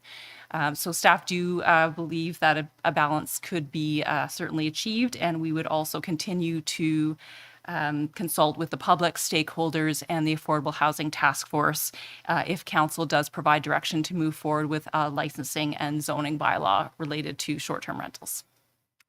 Okay, so we'll have a chance to consider this, I guess, particularly with respect to the short-term accommodation after the public consultation further proceeds. I know in my early years as an adult, I needed lots of help with my mortgage, so I bought a triplex. Yeah, 2 floors of tenants. So I do appreciate that, but I'm sure not, we'll see how, I don't want to prejudge, but I'm just not a big fan of a lot of STUs in our community, and particularly in separate backyard units. But we'll see how the recommendations come out as we move forward.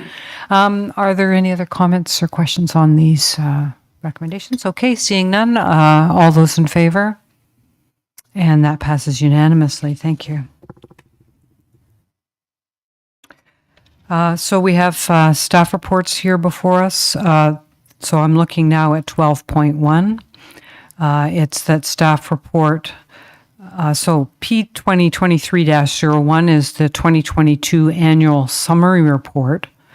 And so what we have before us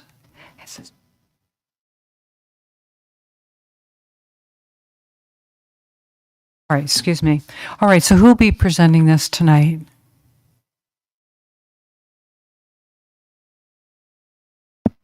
I believe this is the water summary report, the water compliance report. Yes, so this one is a little unusual in that it was presented at the standing committee, but because of the ministry's deadlines, the motion had asked that it come to this council meeting instead of the one next week. So we weren't thinking unless there was questions, we would represent it. There was a couple of minor changes based on the discussion and an update of a chart that's noted in the amendment of the report. But it is the one thanks for that discussed last week. clarification. Okay, so I'll read in the recommendation that staff report PW 2023-01 be received and that the report be considered at the February 21-23 council meeting, that's today, to ensure the legislated deadline specified in OREG 170/03 drinking water systems will be met, and that council directs staff to post the 2022 annual summary report on the town's website no later than February 28, 2023. Could I have a mover and a seconder, please? Councillor Doherty and Councillor Perry. So are there any questions or comments coming out of this? Seeing none, all those in favor? That's unanimous. Thank you. So the next item is to do with the annual report from the Collingwood Public Library Board and the Collingwood Police Services Board. So firstly, we'll deal with the Collingwood Public Library Board, and who would be making that presentation? Clerk Gomes. Thank you, Your Worship. I will start with the general summary. There is a brief presentation since we've had two other reports, two other standing committees. This is the last bundle of presentations, and they're directly to council because they report directly into council. And as a reminder for the public that this is a requirement. If you go to the next slide, Robin. Under our community-based strategic plan that talks about transparent and accountable local government, and it's requiring that annual reports come to council to apprise council and the public on activities that they've accomplished the prior year and their goals and objectives for the upcoming year. And again, to continuously thank and recognize our volunteers for participating and being such active members of council decision-making processes. The first review is actually going to be the library, and we do have CEO because obviously there was a recent turnaround in the board composition, so our CEO is going to present on behalf of the library. Okay, go ahead. Great. Thank you so much, everyone. So yes, myself and actually we do have a board member, Margaret Adolph, is here with us as well. So Margaret is actually starting her third consecutive term on the library board. So she's acting as a bridge from our previous board to our current board. But I am going to start us off. So the Collingwood Public Library Board is established under the Public Libraries Act. So this board's mandate is to deliver programs and services that reflect the needs of our community. Through policymaking, financial accountability, and advocacy, the board provides the governance oversight and leadership that ensures they accomplish this mandate. The library board is responsible for strategic planning, which in turn guides and supports our staff to offer programs and services that meet the evolving needs of our dynamic community. Next slide, please. Thank you. So we will look at the 2022 accomplishments. So to conduct open public meetings that encourage community and stakeholder participation. So last year, the board did return to in-person or hybrid meetings. And of course, the hybrid option easily allows members of the public to attend our meetings. So we're keeping that accessibility component, which is nice. They reviewed and updated various library policies. So in 2022, the board reviewed 15 policies and developed 2 new ones, Respect and Acknowledgement Declaration and Diversity and Inclusion. They also had the opportunity to review and update their bylaws. Supported legacy planning and board evaluation process. So the board reviewed these successes and challenges of their 4-year term, providing insights and recommendations for the newly appointed board members in a legacy document. And that has been supplied to our new board members already. So that's been a really valuable document that's been passed on. They provided continued support and input regarding the regional government library service review, which took place over the last couple of years, and the land acknowledgement that was developed for the library. So our land acknowledgement was adopted at the end of June and has been used at subsequent library meetings and events. It closely mirrors the municipal acknowledgement while reflecting the specific role public libraries play in reconciliation. Next slide, please. So looking forward to our 2023 goals and priorities, the implementation of our 2022 to 2024 strategic plan. So I did present the library's most recent strategic plan to the former council at the end of 2021. And we continue to use this plan as a guide for our goals and objectives that are set out by our staff.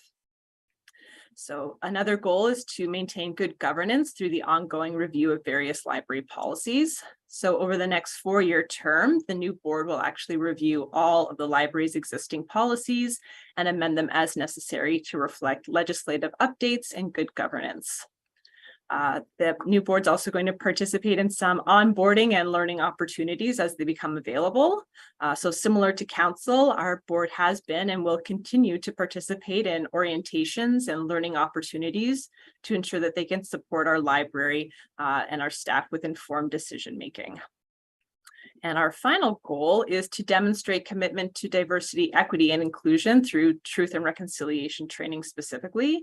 Our new board members have expressed an interest in continuing the library's work with truth and reconciliation, and they hope to undertake some training that's specific to supporting DEI work.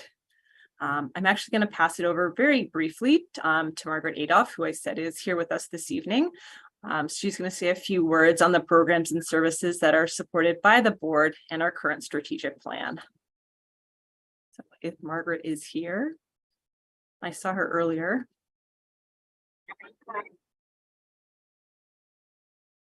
Yes, I'm here. Can you hear me? Yes, you're clear. Can you hear me? Yes. Well, thank you very much. It's a pleasure to come to council and talk about accomplishments. I first want to share at this time that Ashley has been with the library board library for 11 years. And in 2021, she was named Chief Executive Officer. And if you think about it, this was a crisis, a peak of the pandemic, COVID-19. Just imagine starting in a new position and having to make numerous decision changes for the safety of the public and the 24 staff members. Changes were made, which resulted in a safe library. Thank goodness we are in better times, and some of these changes have been restored, which I will share with you, but she is still conscious of the times we're living in. Thanks, Ashley. We appreciate your leadership and good service delivered by staff members. The Collingwood Public Library recognizes the importance of dignity and independence of all members of the community. To ensure open and unhindered access to our resources, the library completes accessibility audits to maintain its compliance with Accessibility for Ontarians with Disabilities Act, the AODA, and improves where it is needed to meet this legislation. As former chair of the Accessibility Committee, I am so happy to see this.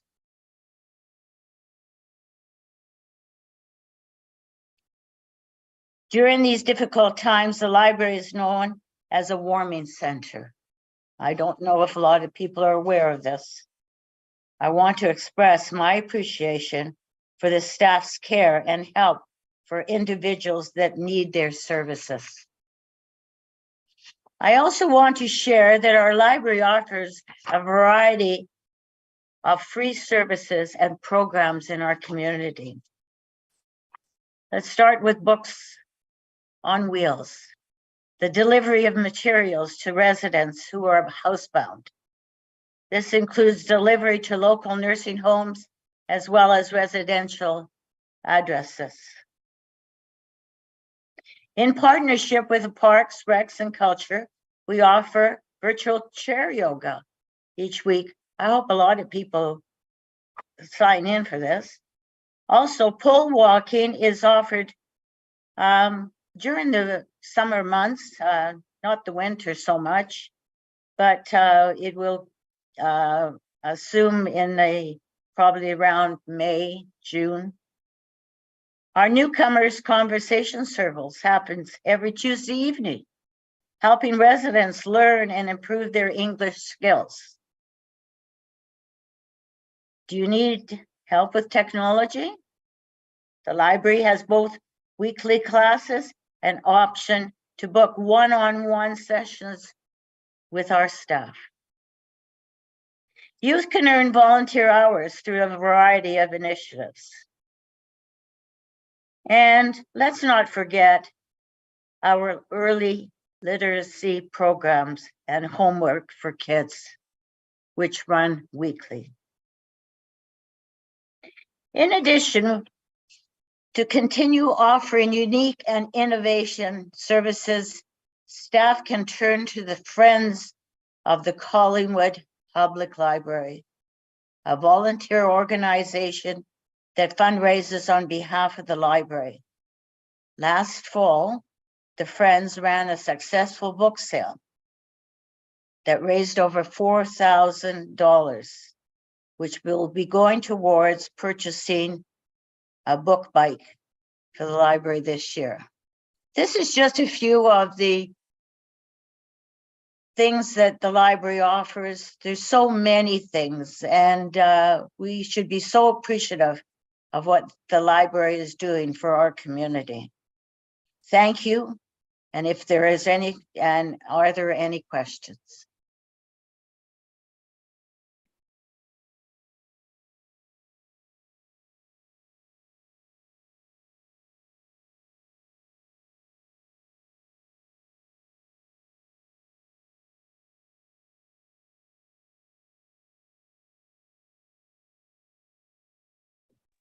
Thank you.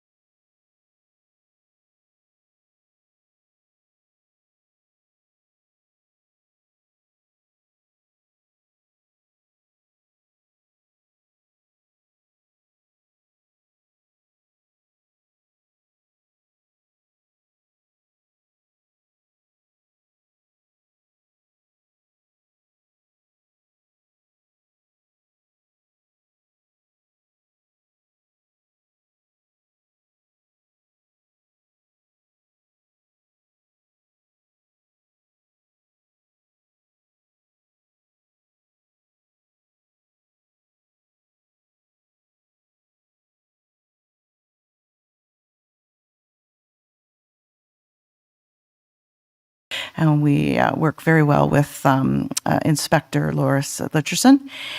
We monitor the performance of Inspector Litcherson, and we receive reports from him on any secondary activities by police officers in the detachment. We review the detachment commander's administration of the complaint system established by the Police Services Act for dealing with complaints made by any member of the public about the policies of or the services provided by the police force. So some of the accomplishments from 2022 that the board would like to highlight this evening, and I apologize, I had an opportunity to review the slides and I read past this one type error here. It's the continuation of the school resource officer, and which is now is the OPP Kids program. The DARE was phased out as it was developed a number of years ago in LA in the US, and OPP Kids has been developed in Ontario for us and is delivered to grade 6 students. We also have the implementation of a communication protocol between Police Services Board and Council. It really was just a formalization of what has been ongoing for the duration of the Police Services Board to date, and an endorsement of the process to monitor the detachment commander performance as presented for implementation in the 2022-23 fiscal year. Again, something that was formalized. And we supported the allocation of $10,000 by way of grant from the Community Safety and Wellbeing for equity, diversity, and inclusion training. And we provided input to the Ontario Provincial Police regarding metrics and information that may be of value to support the board's development of goals and objectives and decision-making. So a very busy 2022. Moving forward to 2023 in terms of goals and priorities, we intend to review and implement changes as a result of the Community Safety and Policing Act and its regulations, and following up on our requests as to the makeup of our board and maintaining individual police services boards between Collingwood and Town of the Blue Mountains, to update the OPP Collingwood and Blue Mountains Detachment 2020-2022 action plan per the priorities provided by the Police Services Board. And I can comment that the Collingwood Police Services Board is committed to a focus on community safety through the implementation of the detachment action plan priorities, with emphasis on traffic, mental health and drug support, youth engagement, and dedication to diversity and human rights. Well, thank you very much. Are there any questions of Councillor Jeffery or any comments? None. I'll just say there we have Councillor Baines. Thank you.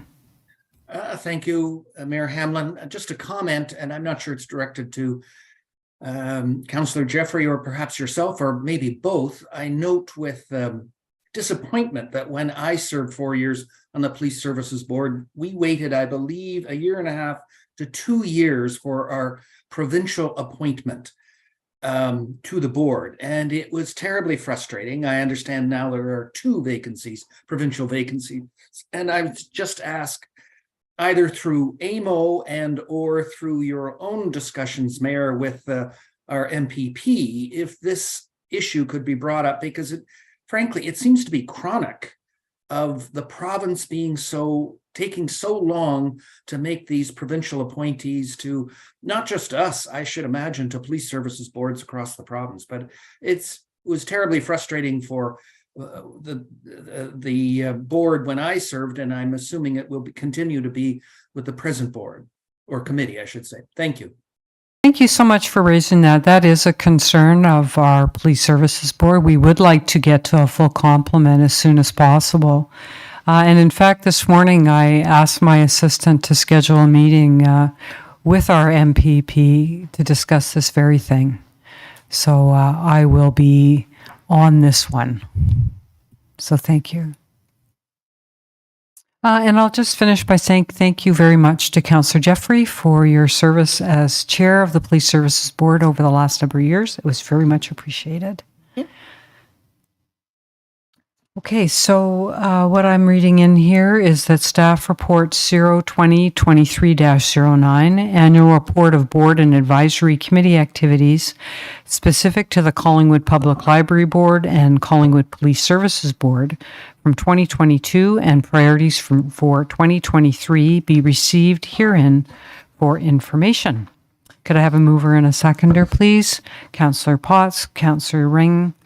Any further questions or comments? Seeing none, all those in favor? That's unanimous. Thank you. We now have 2 motions to be discussed by council. The first one is from Councillor Doherty. And Councillor Doherty, I'll turn this over to you to read in your motion. Thank you, Mayor. Sorry, I'm just finding it.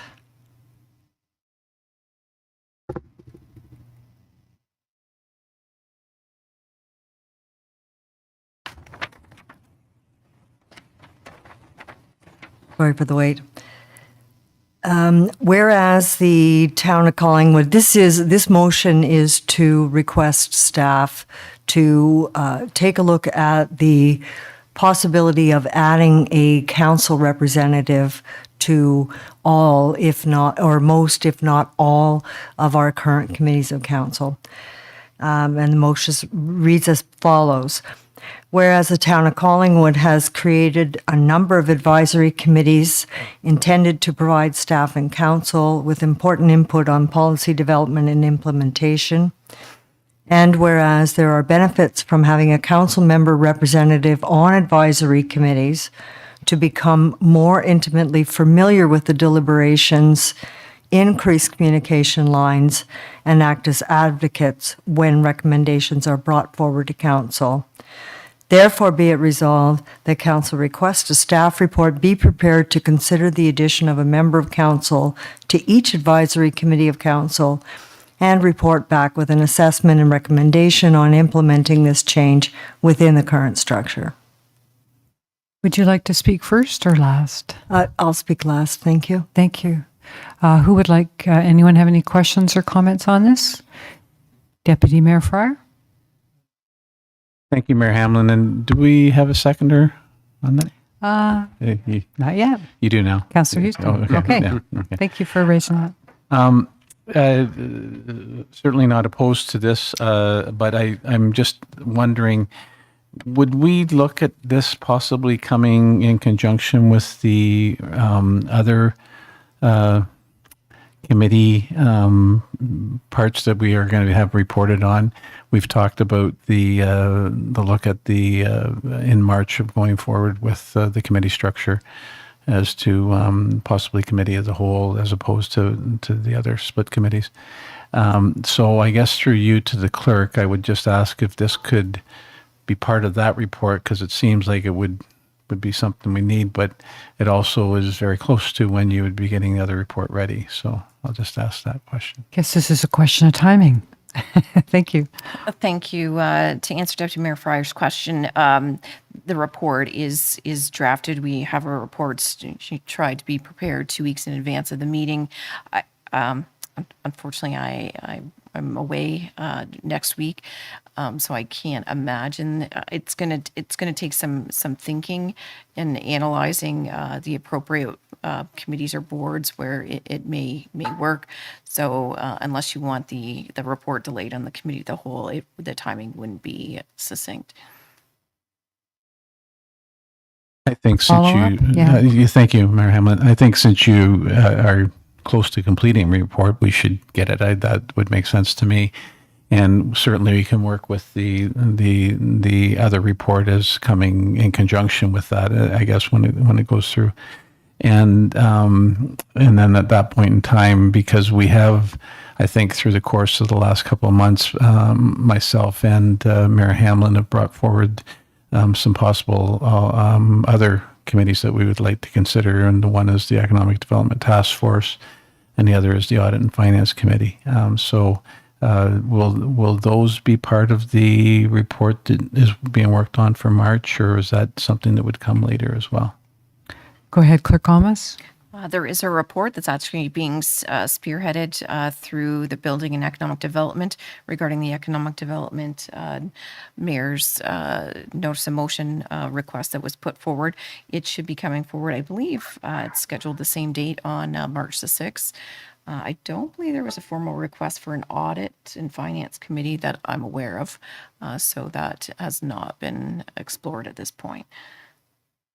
If I may, Mayor Hamlin, when you had brought that notice motion forward, that's when I thought that I'd taken care of asking for consideration about audit and finance. So I'll speak with the clerk offline and decide what next needs to happen then.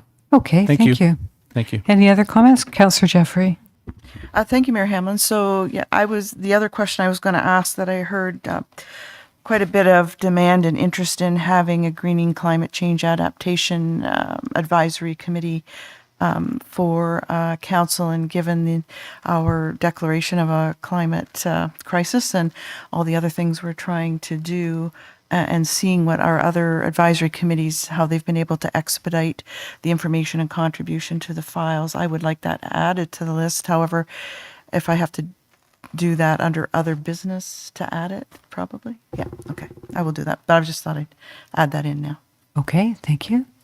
Any other questions or comments on this motion?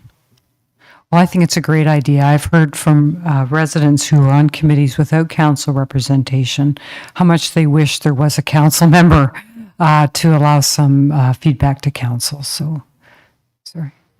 Your Thank you, Worship, may I have a Councillor Bain. comment? Thank you. Yes, please go ahead.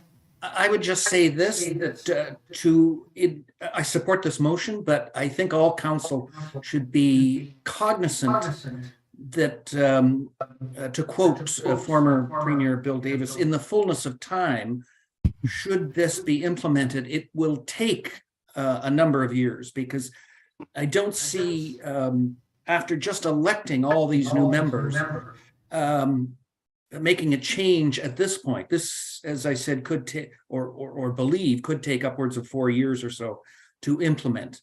So I think we got to be cognizant of that fact, that it would be appropriately melded into our current structure should we proceed with this.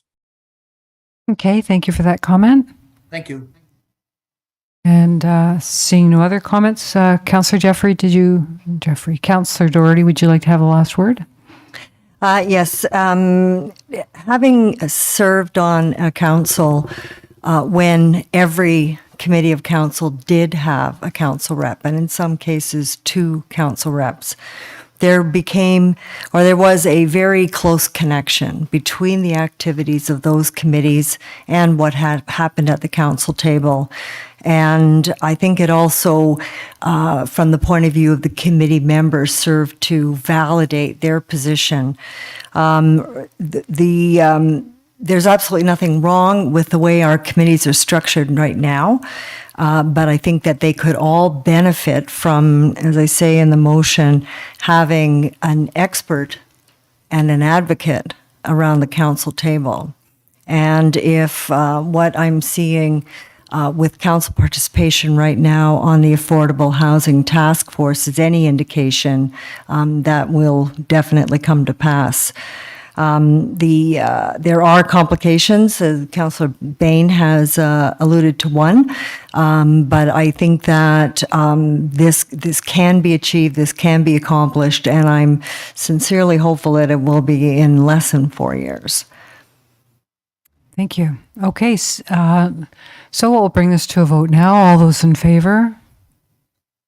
And that's unanimous. Thank you very much. The next motion is one that I brought forward, so I guess I'll turn this over to you, Deputy Mayor, while I'll turn it over to you. Thank you. Thank you very much. And I guess I will just turn right back to you to read the motion and ask for a seconder. Okay, thank you. That council support the following actions be taken with regard to accessible transit. 1, recognizing accessibility requirements as a provincial matter, authorize the mayor to write the province, including all ministers engaged in setting accessibility requirements for transit across the province, about the issues facing Collingwood with regard to accessible transit standards. 2, as Simcoe County is our lead for social services, authorize the mayor and staff to approach the warden and county council regarding funding or other support specific to accessible transit enhancements.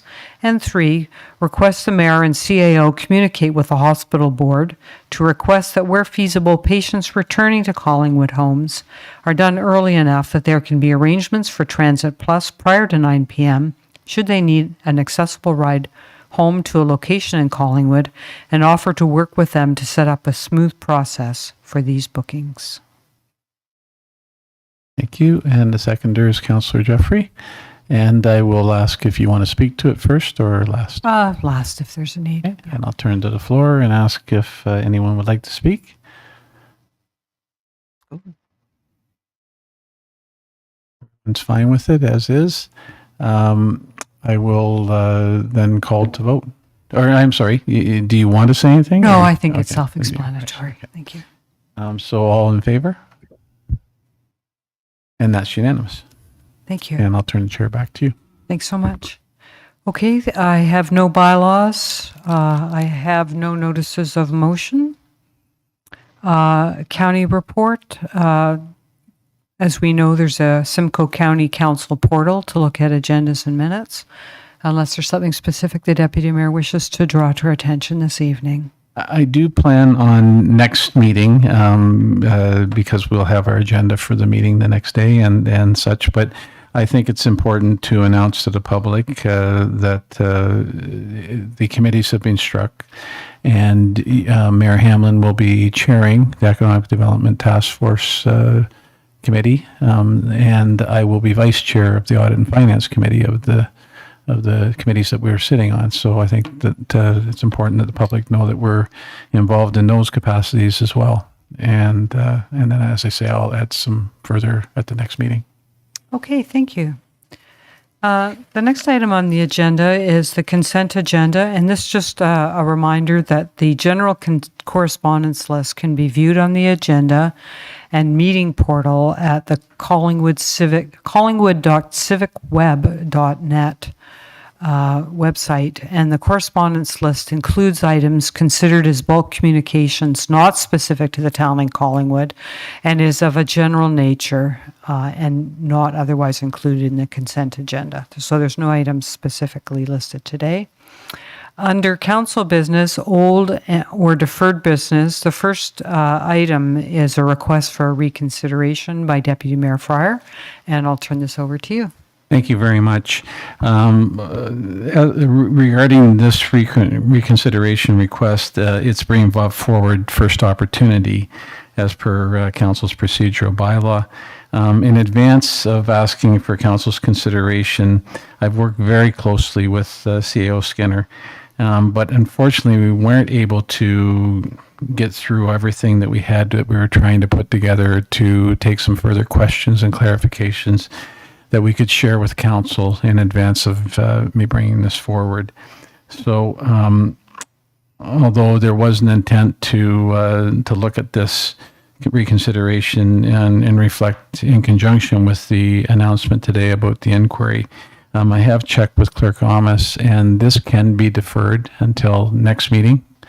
And that's what I would like to do, because I do think it's important that the communication that C.O. Skinner was going to respond back to my questions would be important for everybody to see in advance. Okay, thank you. And we don't need to vote on that. He can, no, that's perfect. Okay, thank you for that explanation. Under other business, we have a request. This has been placed on the agenda by CAO Skinner. I'll just read it out. The council directs staff to prepare a letter on behalf of the mayor and council, joined with New Tecumseh, if endorsed by their council, to the applicable ministries and the MPP, requesting provincial funding for the water treatment plant expansion. So CAO Skinner, do you have anything to add to the request? Thank you, Your Worship. I think it's quite self-explanatory, so I won't go on for a long time, but we are looking at Bill 23 and the desire, and other bills, and the desire of the provincial government to open up places not quite directly at the waterfront of the Great Lakes for further expansion. And we thought we suggested with our counterparts from New Tecumseh when we were in our water meeting that it might be prudent for both councils to indicate an interest in conversation with the province about the benefits of this type of expansion and potentially provincial supports for it. Thank you. Are there any questions of our CAO or any comments? You need it moved then? Yeah. I would move. Okay, you'll move it. And we have a seconder in Councillor Jeffery.